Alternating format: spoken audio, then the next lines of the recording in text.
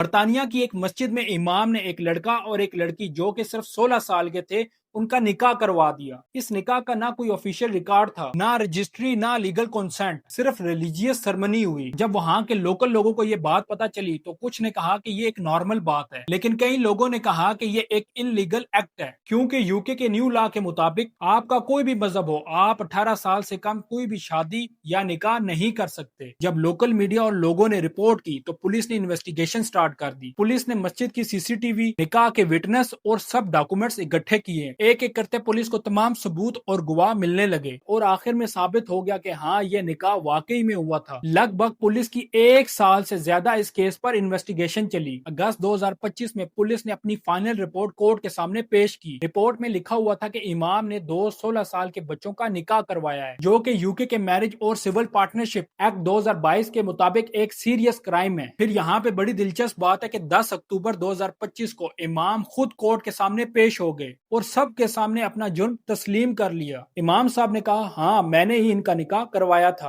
और फिर कोर्ट ने भी उनको फिलहाल के लिए बेल पर रिलीज कर दिया। लेकिन अभी केस खत्म नहीं हुआ। अब पूरी यूके मुस्लिम कम्युनिटी की नजरें 20 नवंबर 2025 पर टिकी है, क्योंकि जज उस दिन फाइनल डिसीजन सुनाएगा। क्या इमाम को जेल मिलेगी या फाइन होगा या फिर कोई और सजा होगी। फिलहाल इमाम साहब तो बेल पर हैं, लेकिन सबूत इतने स्ट्रांग हैं, एक्सपर्ट्स कहते हैं कि कम से कम 7 साल की जेल हो सकती है इमाम साहब को। अब बेसिकली सब इंतजार कर रहे हैं 20 नवंबर का, जब ये डिसाइड होगा कि यूके में इनलीगल निकाह करवाने की सजा क्या मिलती है। अगर ये वीडियो पसंद आई है तो लाइक करें, शेयर करें और कमेंट में बताएं कि आपके हिसाब से इमाम साहब को क्या सजा मिल सकती है। और यूके से रिलेटेड ऑथेंटिक न्यूज सुनने के लिए हमारे चैनल एन उर्दू को फॉलो कर लें। शुक्रिया।